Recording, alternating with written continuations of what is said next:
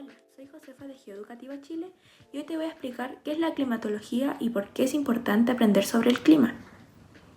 La climatología es una rama de la geografía que estudia el clima, es decir, las condiciones atmosféricas que se repiten a lo largo del tiempo en un lugar determinado. A diferencia de la meteorología, que se enfoca en el tiempo de un día, una semana, la climatología analiza datos a largo plazo, como temperaturas, lluvia, humedad o vientos en periodos de 30 años o más. Estudiar el clima nos ayuda a entender cómo funciona la atmósfera, por qué en algunos lugares llueve más que en otros o por qué hay zonas frías y zonas cálidas. Además, la climatología nos entrega herramientas para anticiparnos en fenómenos extremos, como sequías o inundaciones, y también para enfrentar el cambio climático. Para entender el clima hay que conocer dos cosas importantes: los factores y elementos del clima. Los factores son condiciones que influyen en el tipo de clima de una zona. Por ejemplo, la latitud, que determina cuánta radiación recibe un lugar. La latitud es la distancia entre un lugar y el ecuador. Es un factor clave porque determina cuánta radiación solar recibe una zona. Cerca del ecuador, el sol incide de forma más directa, por eso encontramos climas tropicales y muy calurosos. En cambio, a mayor latitud, más cerca de los polos, la radiación llega más inclinada y por eso hace más frío. En resumen, cuanto más cerca del ecuador, más calor, y cuanto más lejos, más frío. La altitud, que afecta la temperatura. La altitud es la altura de un lugar sobre el nivel del mar. A mayor altitud, menor temperatura. Esto ocurre porque el aire se vuelve más delgado y menos capaz de retener calor. Por eso, en zonas montañosas hace más frío que los valles, aunque están a la misma latitud. En resumen, subir una montaña es como acercarse al frío, incluso en zonas cálidas. La cercanía al mar, que regula las temperaturas. El mar actúa como un regulador térmico. Las zonas cercanas al océano tienen temperaturas más estables, ni tan frías en invierno ni tan calurosas en verano. En cambio, en zonas del interior continental hay mayor amplitud térmica, es decir, las diferencias entre el día y la noche o entre estaciones son más marcadas. En resumen, el mar suaviza el clima. Estar lejos del mar lo vuelve más extremo. El relieve. El relieve influye en el clima porque las montañas pueden bloquear el paso de las masas de aire. Cuando el aire húmedo choca con una montaña, sube, se enfría y llueve en ese lado, llamado barlovento. Luego, el aire desciende por el otro lado más seco y cálido, llamado sotavento.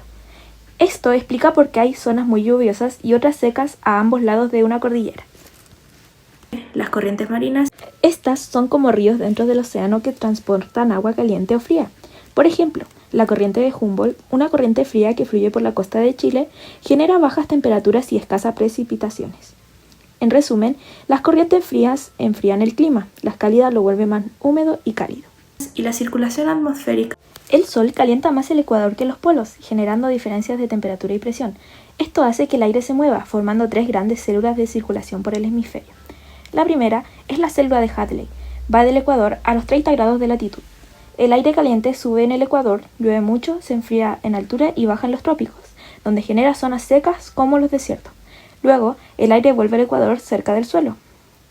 La célula de Ferrel, entre los 30 grados y 60 grados de latitud, el aire sube en los 60 grados de latitud y baja en los 30 grados, moviéndose en sentido contrario a las otras dos. Aquí dominan los vientos del oeste y el clima es más variable. La célula polar, entre los grados 60 y 90, el aire frío baja en los polos y se mueve hacia los 60 grados, donde choca con aire más cálido y genera el frente polar con muchas tormentas.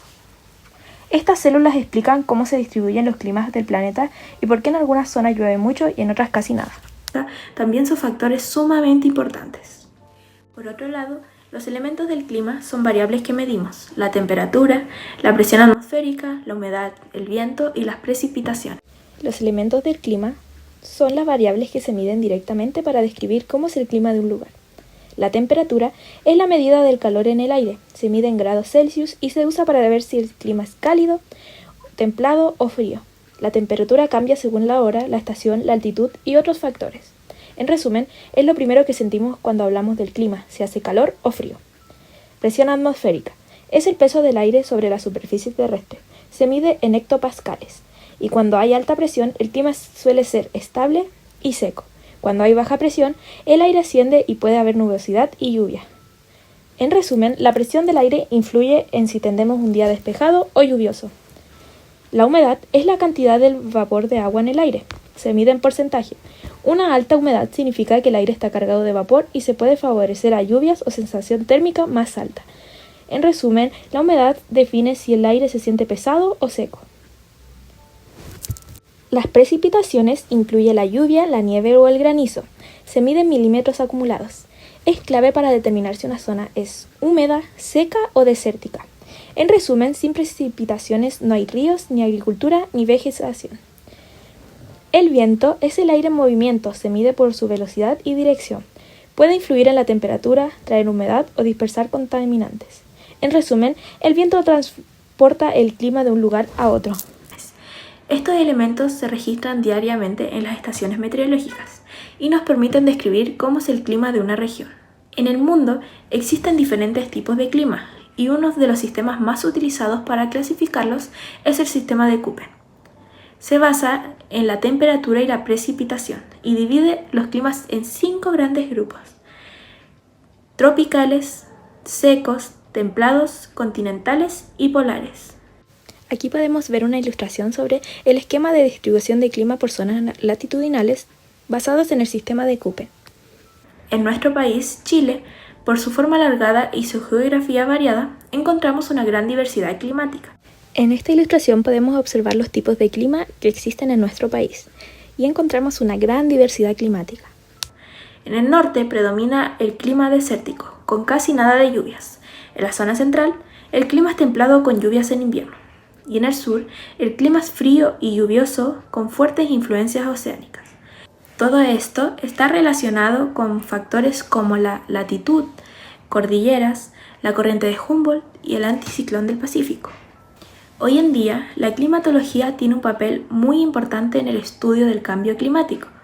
Gracias al análisis de datos climáticos, sabemos que las temperaturas globales han aumentado, los glaciares se están derritiendo y los fenómenos extremos son más frecuentes. Esta ciencia nos ayuda a entender qué está pasando, qué podemos hacer para adaptarnos o prevenir daños mayores. Recuerden que aprender climatología es más que memorizar conceptos, es entender cómo funciona el planeta, cómo nos afecta el clima y cómo podemos actuar con más conciencia. Hola amigo de Geoeducativa Chile, hoy te voy a mostrar un experimento simple pero muy útil para entender cómo se mueven las masas de aire en la atmósfera. Lo que vamos a observar es una corriente ascendente de aire, que es un fenómeno clave en la formación del clima y del tiempo atmosférico. En la naturaleza, este tipo de movimiento ocurre cuando el aire se calienta, se vuelve menos denso y asciende. Esto genera lo que se llama una corriente de convección. Necesitamos una lámpara incandescente que emite calor, un ventilador de mano, talco o harina fina para visualizar el movimiento del aire. Advertencias antes del experimento. Usa lámpara que emita calor sin llama. No toques la lámpara encendida. Hazlo en un lugar sin corrientes de aire. Esparce el talco, harina o glitter con cuidado. No respires directamente el polvo. Mantén materiales inflamables lejos. Realiza este experimento con la supervisión de un adulto si es necesario. Hazlo con cuidado, observa con atención y disfruta lo aprendido. Lo que hicimos primero fue encender la lámpara para calentar el aire en una zona determinada. Luego usamos un ventilador pequeño que soplaba aire hacia arriba y espolvoreamos talco sobre esa zona. Pudimos observar cómo el talco se elevaba suavemente, mostrando cómo el aire caliente asciende. Eso representa lo que pasa en la atmósfera cuando el sol calienta la superficie terrestre. Acá podemos observar mejor cómo las partículas de talco se movían hacia arriba.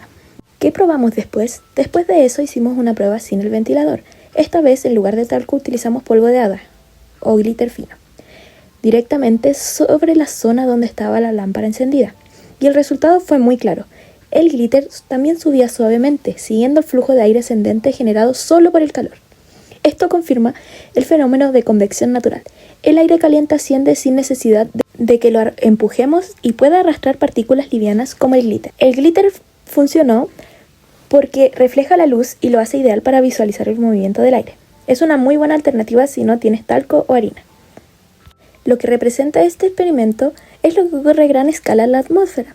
El aire se calienta, asciende, se encuentra con aire frío y ese movimiento genera corrientes verticales, formación de nubes e incluso fenómenos como tormentas o vientos. En conclusión, con materiales simples y accesibles, pudimos visualizar uno de los movimientos fundamentales del clima. Este experimento muestra cómo el aire responde al calor y cómo eso da origen al clima que vivimos día a día. Gracias por mirar este video y anímate a hacerlo tú también.